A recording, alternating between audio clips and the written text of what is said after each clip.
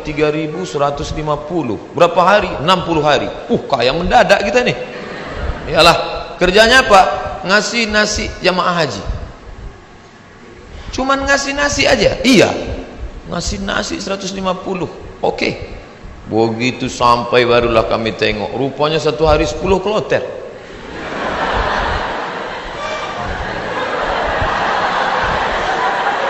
Satu kloter 400, 10 kloter 4.000 orang yang mau dikasih. Saya ngasih nasi kotak. Tugas saya nasi kotak.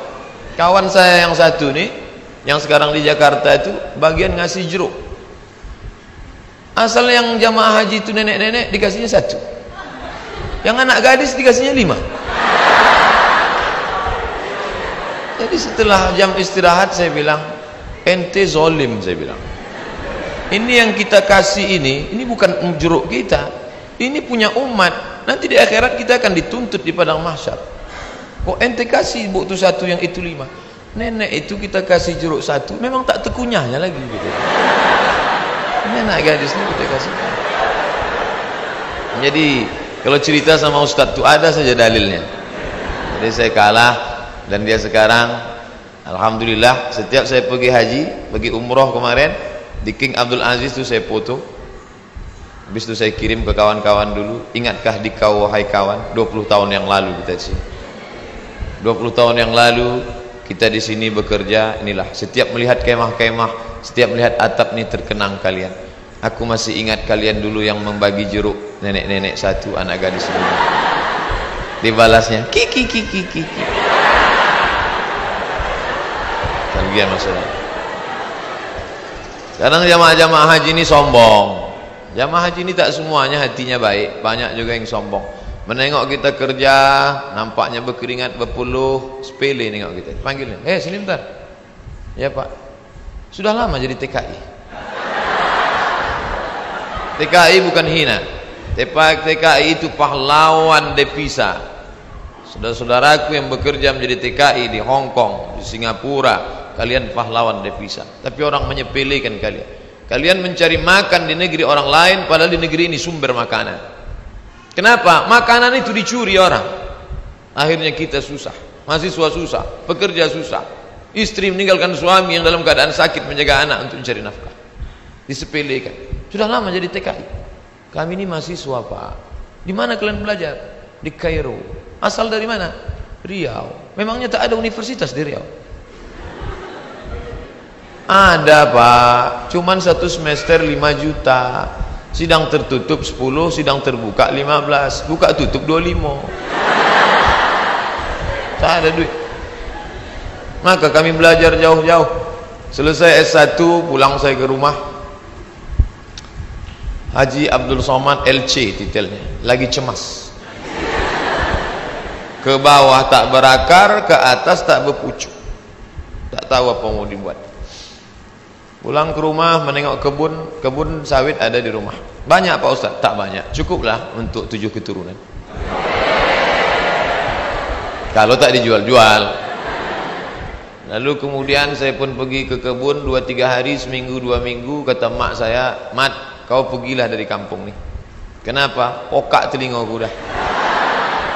Masa kuliah di luar negeri balik ke kebun juga. Akhirnya pergi saya ke Malaysia melanjutkan S2 untuk menyelamatkan telinga mak saya. Ngambil S2. Di mana sekarang Somad? S2. Negeri ini tidak menghormati ilmu.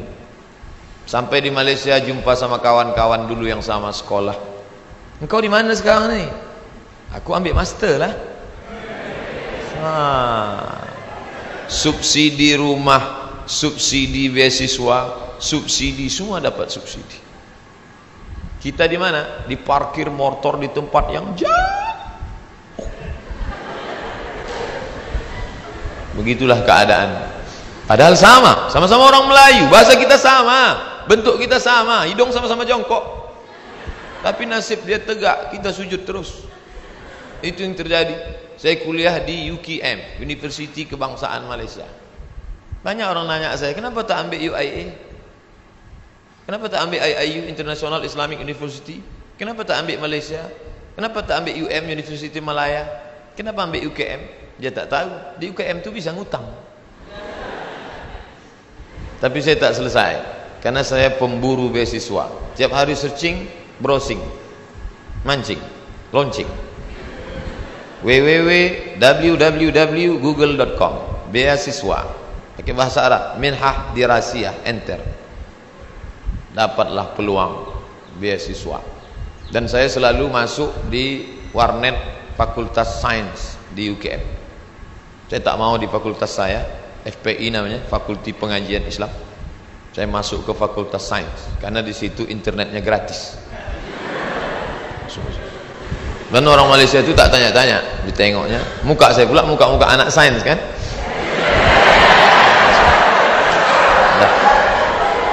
Dah, habis itu dapatlah info, katanya ada satu negara menyediakan beasiswa. Nama lembaga yang memberi beasiswa itu AMCI, singkatan dari Ajong Marocain Coopération International. Akhirnya saya ajukanlah proses doa minta ampun. Biasanya saya doa gini aja, tapi untuk beasiswa aja. Ya Allah, minta tolong aku. Mau balik ke kampung aku tak sanggup, telinga udah pokak. Mau balik ke Riau kerja tak ada siapa yang mau menolong. Mau lama di Malaysia ni utang sudah lagi ni, tolonglah dapat beasiswa. Rupanya orang yang teraniaya itu doanya makbul. Minyak kita dimakan orang, minyak kita disedot orang, kita ni teraniaya. Allah kasihan nengok, ini hambaku, kata malaikat, kasih dia. Diterimalah saya mendapat beasiswa. Sampai kawan-kawan saya heran, ente dapat beasiswa dari mana? Darul Hadis. Nilai ente waktu di Azhar apa? Good, excellent, very good, good, gagal. Nilai saya good, dan saya diterima. Tidak ada sejarah orang asing diterima di Darul Hadis dengan nilai good. Semua mesti very good. Tapi saya diterima. Allah tahu, Allah kasihan. Ini wajah penuh dengan penderitaan. Akhirnya saya diterima di situ, dan saya pun belajar dengan penuh suka duka, dan dipatok 24 bulan mesti selesai. Nama titelnya DESE, Diplôme étudiant, Diplôme études supérieures approfondies. Tapi tak saya tulis itu, karena titel itu Diplôme études supérieures approfondies, desa, kampung. Akhirnya saya tetap pakai yang Inggris punya, LCMA. Walaupun banyak yang nanya, apa LCMA itu Pak Ustaz? Lagi cemas menghadapi apa-apa dan ama-ama. LC itu diambil dari bahasa Inggris, licence. Diambil dari bahasa Perancis, liaison, artinya ijazah. Orang ini sudah punya ijazah. Ajaza yujizu ijazah, dia boleh mengajar. MA itu sebetulnya bukan titel saya, daripada ditulis DESA, tapi DSK PNS ditulis DESA. Karena waktu mendaftar dulu dikatakan tulis menurut titel negara asli, Diplôme études supérieures approfondies. Lalu kemudian saya pun pulang membawa 2 ijazah, LC di kiri, MA di kanan. Ada orang memanggil, sinilah ngajar ke kampus kami? Tak ada. Ada orang mengangkat, karena ente sudah pontang-panting, tunggang langgang, lintang pukang, maka kami angkat menjadi PNS? Tak ada. Malah kehadiran kita dianggap sebagai ancaman, kita disepelekan, kita diremehkan. Perjuangan panjang, mau pergi kemana lagi? Tetaplah tinggal di sini. Akhirnya kabar itu datang juga, Riau Pos, beritanya kecil, 2 jari. Penerimaan dosen 30 orang. Datang saya membawa map ke lantai 3. Assalamualaikum. Waalaikumsalam. Kuat salamnya, semangat kan? Bu, katanya ada penerimaan dosen di sini ya? Ya. Saya mau melamar jadi dosen. Kata ibu tu, Pak, kalau mau melamar jadi dosen harus S2. Tak yakin dia saya S2. Pondok saya buka atas saya tunjukkan ijazah saya. Tengok. Tengoknya, apa ini kata dia? Rupanya tak bisa dia baca. khusus Arab semua. Datang pegawai dari dalam, atasan dia, coba tunjukkan ke yang di dalam. Tunjuk, dibacanya, tengoknya. Siapa yang punya ijazah ini? Ini orang. Abdul Somad, guru saya dulu. Kemana aja ente hilang selama ini? Hilang, kata dia saya. Akhirnya setelah melewati proses panjang, ini fotokopi, saya mau jadi dosen pak, fotokopi ijazah, transkrip nilai, legalisir, semua oke, sudah pak. Ada lagi yang belum Somad. Apa pak? Surat kesehatan dokter. Ragu dia saya sehat. Saya kurus. Tak tahu dia saya tahan tegak lama. Pergilah saya ke puskesmas Jalan Harapan Raya sebelah kanan. Masih ingat saya tempatnya sekarang. Sampai ke situ, assalamualaikum bu, waalaikumsalam, saya mau ngurus surat sehat. Ya sebentar ya. Tak lama sudah itu datanglah bidan, baju putih, jilbab putih, rok putih, membawa balon warna hitam kecil. Pasang. Sebentar ya pak ya. Iya. Katanya mau memeriksa detak jantung. Memang jantung saya tak normal detaknya waktu itu. Cantik pula bidan tuh. Itulah. Periksanya lah. Habis itu keluarlah, buatnya sehat. Anda sehat. Ini suratnya. Saya mau cepat balik. Saya tariklah surat itu. Saya menarik, dia menarik.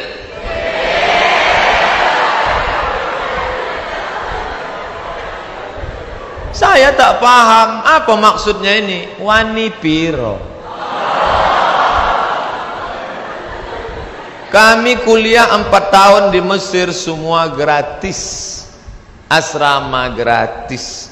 Uang saku dikasih tiap bulan. Sampai-sampai tiket pulang saya pun gratis. Mesir itu bukan kaya macam Saudi Arabia. Dia tak ada minyak. Miskin Mesir itu. Tapi bisa membiayai kami anak Indonesia 100 orang setiap tahun, dan yang kuliah di sana 74 negara. Fir'aunnya Husni Mubarak, terserah mau ngejek dia jahat, yang penting saya gratis kuliah 4 tahun. Dari Al-Azhar itu, walaupun bukan tanah dia, tapi itu dari wakaf Al-Azhar. Negeri ini kaya, gemah ripah loh jenawi, tongkat dan batu jadi tanaman. Di Mesir kalau diletakkan tanaman itu mesti disiram dengan air baru tumbuh. Di tempat kita campakkan aja batang ubi itu ke belakang, tengok besok pagi bertunas, walaupun sungsang.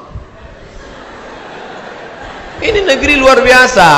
Tapi orang belajar. Berapa banyak orang tua di negeri ini mau memasukkan anak sekolah SMP pun tak sanggup. Daftar ulang 14 juta. Doktor, dosen golongan 4D ngobrol ke saya hati ke hati, aku tak sanggup menyekolahkan anak ini Ustaz Somad. Baru 2 yang sekolah, belum kuliah lagi. Mau jadi apa ke depan? Nah, jadi berkaca Mesir luar biasa dengan Al-Azharnya, dan kami kuliah di situ. Sampai kawan saya ini suka makan cabai, mengunyahnya malas. Cabai itu tendang kiri tendang kanan telan, kiri kanan telan. Akhirnya biji cabai itu tak hancur, menumpuk di dalam. Ini ada usus kecil, usus buntu, begam cabai, busuk di dalam. Kalau sampai meletup, bam, big bang, mati. Maka ini mesti dipotong.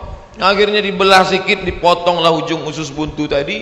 Biaya operasi 3.000 pon kali 2.000 perak, 6 juta. Tak ada duit. Mau nelpon ke Indonesia, krisis moneter, $1 20.000, tak ada duit. Akhirnya keluarkan kartu Al-Azhar. Azhari? Ente Azhari? Azhari maksudnya ente taman orang Al-Azhar? Ya, gratis. Sakit gratis. Di negeri Fir'aun sakit gratis. Di negeri kita sehat bayar. Tapi tidak saya ceramahi orang puskesmas itu. Takkan pula mungkin saya Assalamualaikum warahmatullahi. Karena saya mau cepat, saya keluarkan aja duit 25.000. Nah, ambillah tuh. Pergi saya.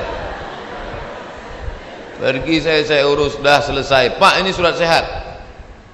Ada lagi yang belum Somad. Apa pak? Surat keterangan berkelakuan baik. Astagfirullahaladzim.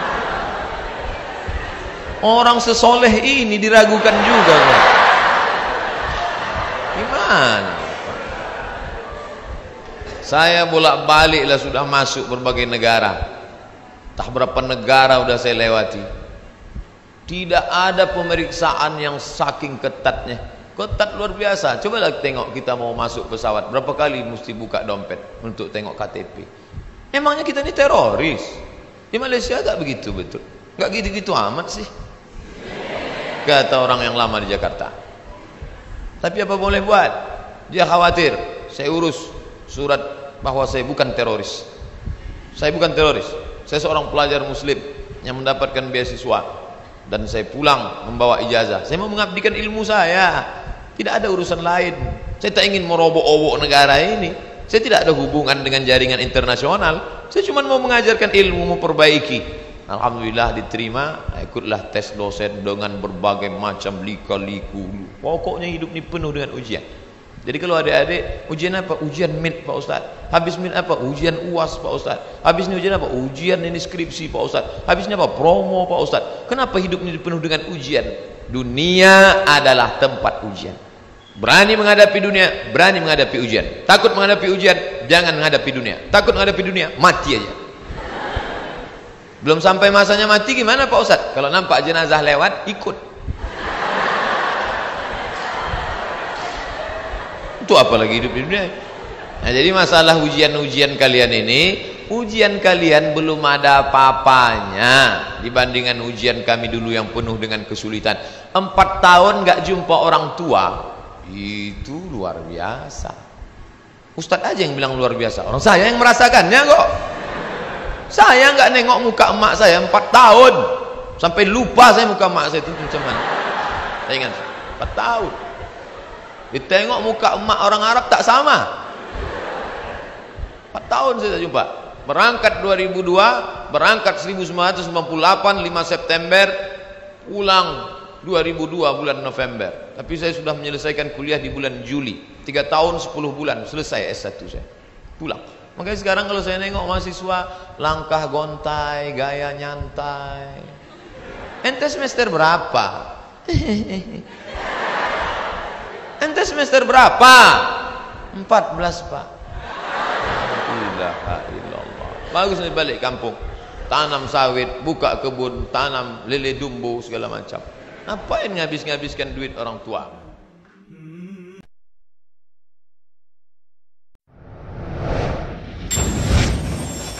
Saya ulang. Kalau subuh masih boleh makan? Tidak. Kalau imsak? Tuh, salah lagi. Ayo lihat sini, ini kerancuan yang paling luar biasa. Perhatikan. Namanya dalam fikih itu al-akhta' asy-syai'ah, kesalahan yang sudah meluas. Ya, sehingga jadi kaprah, salah dan kaprah. Ibu dan bapak, imsak itu nama lain dari puasa. Silakan lihat dari kitab fikih manapun. Yang paling tebal sampai yang paling tipis bahasanya begini. As-shaumu was-siyamu fil lughati al-imsaku.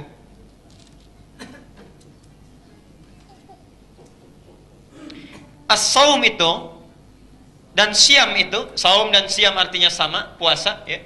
Saum terulang 1 kali di Quran. Di Quran surah Maryam 19 ayat 26. Quran surah 19 ayat 26. Sedangkan siam terulang 9 kali di Quran. Ini secara bahasa, saum dan siam itu fil lughati secara bahasa artinya sama, yaitu al-imsak, menahan puasa. Ya. Jadi imsak itu nama lain dari puasa, punya 3 nama, bisa disebut siam, bisa saum, bisa imsak. Karena itu kalau sudah imsak itu artinya sudah puasa. Sudah puasa. Imsak itu artinya puasa. Jadi kalau disebutkan imsak artinya sudah nggak boleh makan, nggak boleh minum. Nah, di mana letak kesalahannya? Letak kesalahannya menempatkan istilah imsak bukan pada tempatnya. Seharusnya imsak itu waktunya sama dengan adzan subuh. Ini awalnya.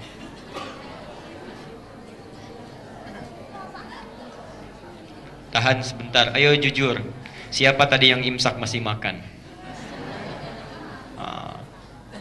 Kalau tadi belum batal karena belum adzan. Cuma sekarang kita punya ilmunya, tempatkan tempat sesuai dengan keadaannya. Ya, di imsak, kalau nanti bikin kalender lagi, imsaknya itu sama dengan subuh.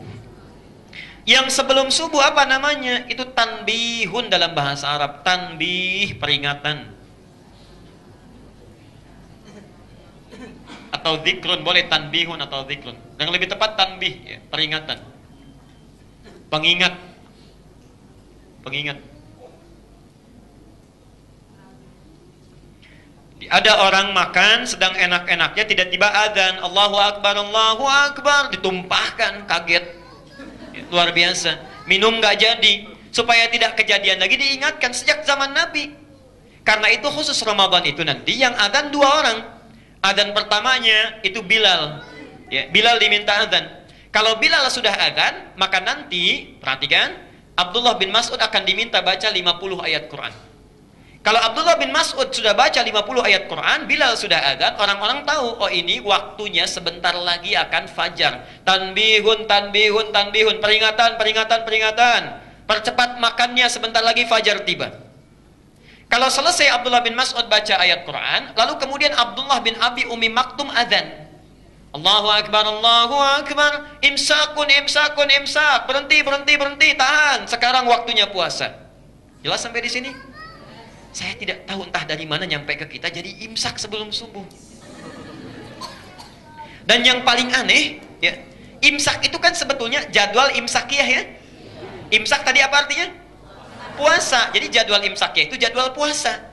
Yang paling aneh, atasnya jadwal imsakiyah, bawahnya jadwal sholat. Subuh jam sekian, duhur jam sekian, itu kan jadwal sholat, bukan jadwal puasa. Kalau jadwal puasa, sahur jam sekian, sunnah nabinya ini. Kemudian puasa jam sekian, sunnah nabinya ini, amalannya itu jadwal imsakiyah. Jadi kalau yang ditulis di kalender-kalender umumnya, itu jadwal sholat, ya, bukan jadwal imsak.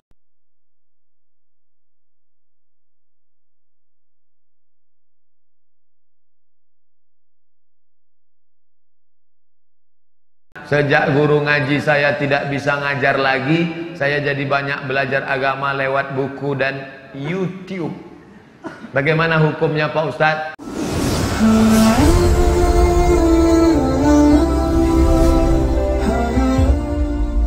Ngaji lewat YouTube boleh, tapi dengan syarat yang ngomong di YouTube itu siapa. Kamu mesti tahu orangnya. Orangnya ada wujudnya di dunia ini.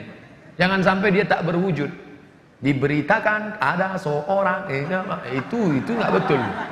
Yang suaranya aneh-aneh itu bukan orang itu. Jangan sampai antum belajar nama guru kamu siapa? Naruto.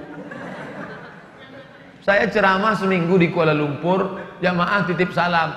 Anak-anak kecil, Ustadz mau ke Kuala Lumpur ya? Iya. Tolong titip salam sama Upin Ipin ya. Saya di Malaysia, saya nggak ketemu. Upin Ipin itu fiktif, nggak ada orangnya. Jadi kalau belajar sama siapa? Sama Ustadz Somad. Ustadz itu ada wujudnya, ada. Ini orangnya, ini nomor HP-nya. Kalau nggak paham bisa ditanyakan. Ustadz dalam ceramah Ustadz yang judulnya ini saya nggak paham artinya apa. Kalau begitu modelnya bisa. Sedangkan media itu sebagai alat saja, boleh. Tapi kalau nggak jelas orangnya, saya dengar Ustadz Idrus Ramli. Ustadz Idrus Ramli itu ada orangnya. Bukan Ustadz alam gaib. Ada nyata. Sama Ustadz Ade Hidayat ada orangnya, sama Ustadz Fulan ada, boleh nanya. Laitaka dauman qarib.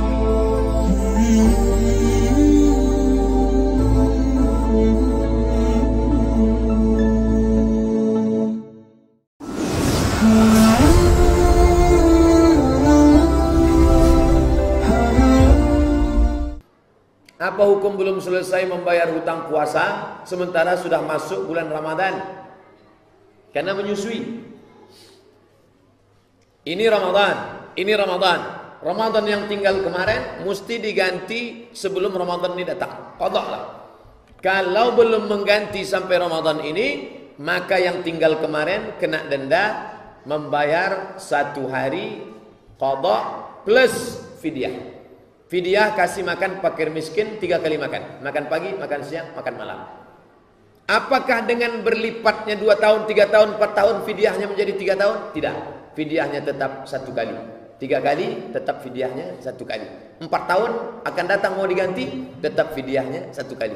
1 puasa, 1 qadha. 1 qadha, 1 fidyah.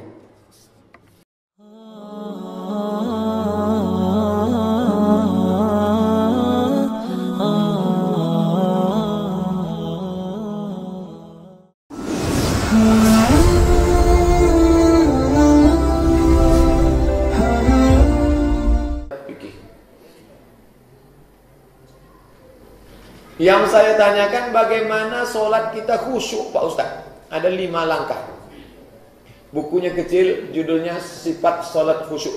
Ditulis oleh Syekh Ali Tontowi dari Damaskus. Sudah meninggal. Allah maghfirlahu warhamhu wa'afihi wa'fu anhu. Yang pertama, dari mulai berwudu hati sudah dijaga. Bagaimana menjaga hati waktu wudu? Ketika air masuk ke mulut, keluarlah dosa dari mulut. Ketika air membasuh wajah, keluarlah dosa dari kelopak-kelopak biji mata. Ketika air membasuh tangan, keluarlah dosa dari celah-celah tangan. Ketika air mengusap kepala, keluarlah dosa sampai dari lubang telinga. Ketika air membasuh kaki, keluarlah dosa dari kaki, mata kaki, dan dari celah-celah kuku kaki. Hadis riwayat Ibnu Majah. Jadi waktu wudu itu jangan sampai bercakap-cakap. Ini kadang ada orang wudu sambil bercakap, hidupkan itulah Allah bilang jangan. Jadi dari wudu itu sudah, setelah perenungan hati dijaga, habis wudu asyhadu an la ilaha illallah asyhadu anna muhammadar rasulullah Allahumma ij'alni minat tawwabin waj'alni minal mutatahhirin waj'alni min ibadika shalihin. Dari tempat berwudu masuk ke masjid dilarang tasbih. Tasbih menjalin jari jemari. Keletak. Apa salahnya? Merusak hati yang sudah dijaga tadi. Tasbih tak boleh, tasbih boleh. Subhanallah. Masuklah ke dalam masjid, langkahkan kaki kanan. Allahumma ftah li abwaaba rahmatik. Nawaitul i'tikaf fi hadzal masjid, Masjid Al-Furqan lillahi ta'ala. Masuk ke dalam salat sunat tahiyatul masjid. Barulah kumandang azan. Paling bagus masuk sebelum azan. Intizarus shalah ba'da shalah, menunggu salat. Bukan salat itu menunggu kita, kita menunggu salat. Duduk di dalam berzikir, hati dijaga. Allahu Akbar, Allahu Akbar. Jawab suara azan, Allahu Akbar.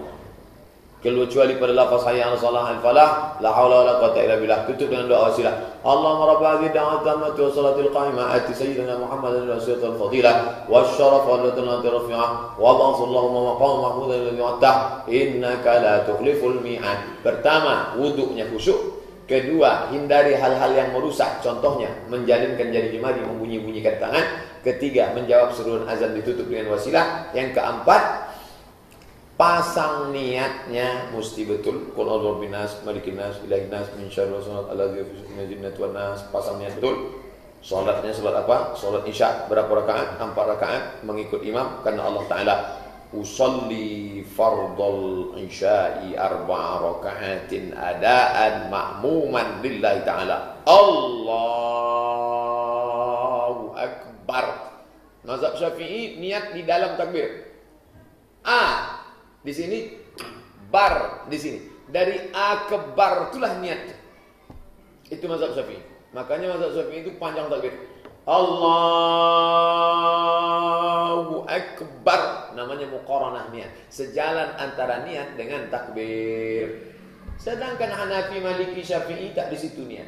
Niat itu sebelum takbir. Sebelum takbir dia pasang, baru dia takbir. Allahu Akbar. Makanya kadang pendek aja takbir. Allahu Akbar. Kenapa pendek? Dia berniatnya sebelum takbir. Yang berniat sebelum takbir sah. Yang berniat di dalam takbir sah. Yang jadi masalah sesudah takbir baru dia berniat. Allahu Akbar. Sembahyang aku Aisyah sudah. Sebelum takbir atau dalam. Jadi kitab waktu setup pertamanya itu memang sudah setup. Nah, kemudian connect antara, yang kelima, connect antara lidah dengan hati. Bismillahirrahmanirrahim. Allahu Akbar kabira walhamdulillahi katsira wa subhanallahi bukratan wa asila wajjahtu wajhiya. Itu kata mulut, itu kata dalam. Ketika dia sudah mulai agak lari, balikkan lagi. Agak lari, balikkan lagi. Inna salati wa nusuki wa mahyaya wa mamati. Apakah Nabi itu kalau salat mulutnya bergerak? Datang tabi'in bertanya kepada sahabat namanya Khabbab ibn al-Arz. Ya Khabbab, ya, apakah kalau Nabi itu salat mulutnya bergerak atau diam saja? Kata Khabbab, Nabi mulutnya bergerak. Dari mana kamu tahu Nabi mulutnya bergerak? Bitirabi lihyatih, karena saya tengok jenggotnya bergoyang. Kenapa jenggotnya bergoyang? Karena dagunya bergoyang. Ini ada orang salat diam aja. Allahu Akbar. Tak apa betul. Ditanya sama kawan, kenapa mulutmu tak gerak? Kenapa kau tengok aku? Gitu dia.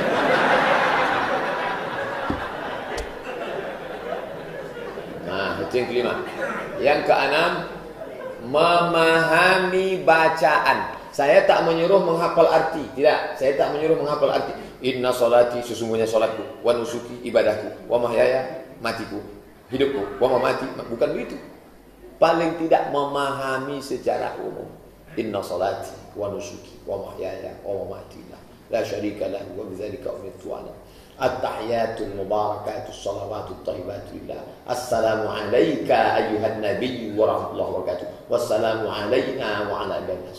Sembahyang ini macam meniti pematang tanah liat yang licin di tengah sawah. Kadang-kadang kita terpeleset, naik balik, agak-agak lupa, naik balik, agak-agak lalai, naik balik. Jangan sudah lupa, terpeleset, jatuh, pergi ke sempat pula menangguk ikan. Allahu Akbar. Begitulah dia. Minta bimbing kepada Allah Ta'ala supaya dibimbingnya dalam walladzina hum fi salatihim khashi'un. Nah, ini tentang masalah salat khusyuk.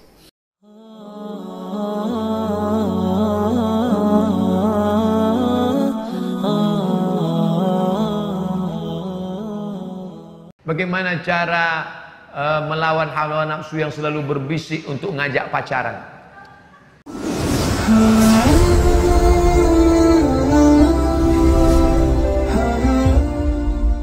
Pertama, buanglah pacar pada tempatnya.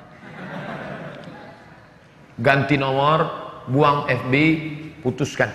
Ustadz ngomong aja. Emangnya Ustadz dulu waktu kuliah nggak pacaran? Saya kuliah 4 tahun di Mesir nggak punya pacar. Kenapa? Nggak dapat. Kampus laki-laki dengan kampus perempuan jaraknya 15 km. Al-Azhar, kami di lokal laki-laki semua. Anak Indonesia, mahasiswa Indonesia zaman saya kuliah dari 1998 sampai 2002 di Kairo. Zaman saya kuliah anak Indonesia 2.400 orang. Yang laki-laki 2.100, yang perempuan 300. Persaingan ketat. Saya diuntungkan oleh keadaan. Oleh sebab itu mahasiswa-mahasiswa saya sadar kalian zaman sekalian sekarang sulit. Dulu zaman kami kenalan sama perempuan susah. Zaman sekarang tinggal ketik namanya langsung dapat, say hello, makan bakso 2 kali selesai. Oleh sebab itu godaan kalian luar biasa dan balasannya juga luar biasa. Al-ibadatu fil haraji, orang yang tetap istiqomah dalam ibadah padahal waktu itu zaman banyak fitnah, kahijratin ilayya, dia sama seperti berhijrah kepadaku, kata Nabi SAW. Andai saya disuruh, ada yang nawarin, Ustadz mau muda lagi umur 20, enggak sanggup saya. Godaan yang luar biasa. Tapi anak-anak muda yang sekarang istiqomah dari sejak kemarin sore di Masjid Kota Bandung Al-Fathu, anak-anak muda. Tadi subuh, anak-anak muda. Yang sekarang, anak-anak muda. Malah saya menduga, nampaknya orang tua sudah banyak yang meninggal dunia. Sebab itu kalian mesti istiqamah. Putuskan kontak yang kira-kira membuat pintu kita masuk ke dalam. Namanya sadduz zari'ah, menutup pintu. Duduk berdua di tengah taman orang banyak. Itu enggak haram. Duduk kita satu kursi berdua. Orang ramai di tengah taman, enggak berdosa. Tapi menurut sadduz zari'ah haram. Kenapa? Karena itu akan berlanjut kepada yang lain-lain. Makanya hindari ini miss call. Ini sekarang banyak laki-laki perempuan katanya ta'aruf, casingnya ta'aruf, isinya pacaran. La talbisul haqq bil batil. Jangan kamu campur yang hak dengan yang batil. Tak baik. Oleh sebab itu yang agak mengarah-arah ke sana, buang. Ada SMS masuk, Ustadz, bolehkah saya membangunkan teman saya untuk tahajud? Apa namanya? Tahajud call. Itu hanya celah setan saja untuk masuk. Kalau memang sudah serius, maka datang ke orang tuanya, Pak, saya orangnya mungkin tak kaya, tapi insya Allah untuk menghidupi 7 turunan siap. Saya memang mungkin tidak soleh Bapak, tapi untuk menjaganya, mendidiknya sampai dunia akhirat, saya ingin agar anak Bapak sudi menemani saya sampai malaikat maut tiba. Kenapa enggak Israel? Kami enggak percaya hadis itu Pak. Kalau Bapak siap, saya ingin pinang anak Bapak dengan setumpuk emas dan segenggam permata. Tapi kredit Pak. Jadi enggak usahlah pacaran-pacaran. Kalian istiqomah aja, sekolah yang benar, kuliah yang betul, kerja. Buktinya kawan kita, sahabat kita menikah, dapat juga yang baik, dapat juga yang solehah, dapat juga yang soleh. Maka buat baik, niat baik, insya Allah Allah kasih yang baik. Kalau Allah kasih yang tak baik, sesungguhnya Allah ingin menguji, Dia akan berikan yang terbaik. Malah dapat dua nanti. ليتك دوما قريب.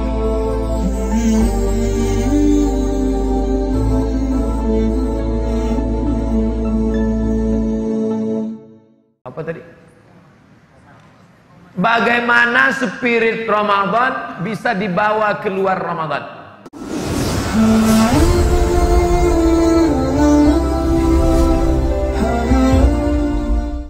Kebanyakan kan semangatnya di Ramadan itu aja. Terlihat dari masjid-masjid yang pakai tenda keluar. Sampai tendanya itu keluar kalau pada tanggal 1 sampai 2. Lalu kemudian habis itu babak semifinal. Habis itu final, akhirnya adalah malam Idul Fitri, itu kembali ke pemain inti. Pemain naturalisasi kabur semua sudah. Makanya kalau kita pahami, makanya tadi awal kajian kita kalau ingat, coba ingat. Di awal kajian kita tadi adalah judulnya, jangan jadikan agama sebagai seremonial, rutinitas. Rutinitas Ramadan, rutinitas Sya'ban, rutinitas Rajab. Jangan jadikan sebagai rutinitas. Maka pahami maknanya. Syawal artinya, kita lihat penggunaan kata Syawal. Ini tiang neraca timbangan. Timbangan zaman dulu, bukan timbangan duduk, timbangan yang pakai tiang. Di sisi kiri ada alat penimbang, di sisi kanan ada alat penimbang. Ketika diletakkan barang yang ditimbang, lalu salah satunya naik ke atas, yang satu turun ke bawah. Yang naik itu bahasa Arabnya Syawal. Naik ke atas artinya Syawal. Ekor ayam turun ke bawah, ekor sapi turun ke bawah, ekor kucing turun ke bawah. Tapi ada binatang yang ekornya naik ke atas, itu disebut dengan Syawal. Apa itu? Ekor kalajengking. Naik ke atas. Kemudian ketika onta, musim panas, moncong onta dikerubungi lalat, maka onta menaikkan ekornya ke atas untuk mengusir lalat, maka itu disebut dengan Syawal. Maka makna Syawal adalah peningkatan. Makanya setelah Ramadan disuruh puasa 6 hari. Untuk apa puasa 6 hari? Semangat di bulan Syawal, semangat di bulan Ramadan, dilanjutkan ke Syawal. Itu dipahami maknanya dengan baik. Sudah saya pahami dengan baik, tapi tetap juga molor sholat subuh jam 6:30 Pak Ustaz. Maka sering-sering ngelihat orang sakit. Sering-sering ngelihat orang sakit itu membangkitkan semangat ibadah. Bagi yang sedang down sekarang, udah dengar ceramah nggak juga ngecas, nggak naik juga, maka pulang dari sini langsung ke rumah sakit. Kalau security-nya nanya, "Mas, mau jenguk siapa?" Semua yang sakit mau saya jenguk.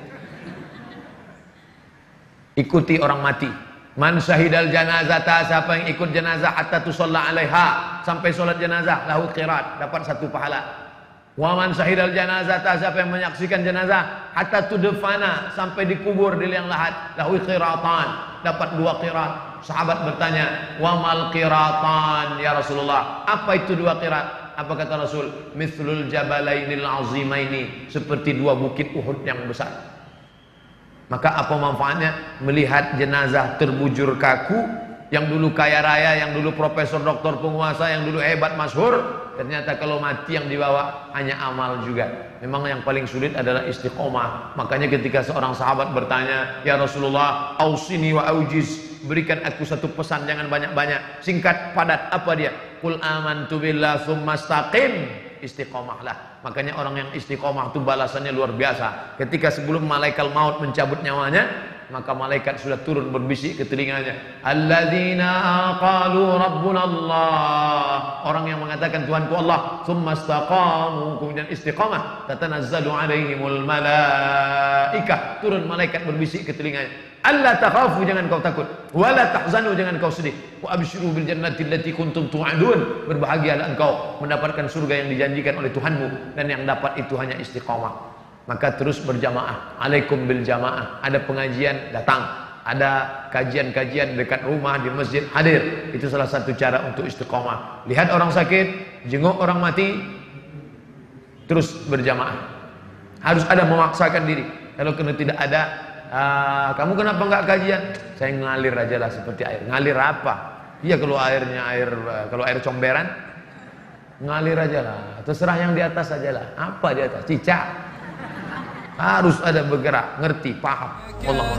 دوما قريب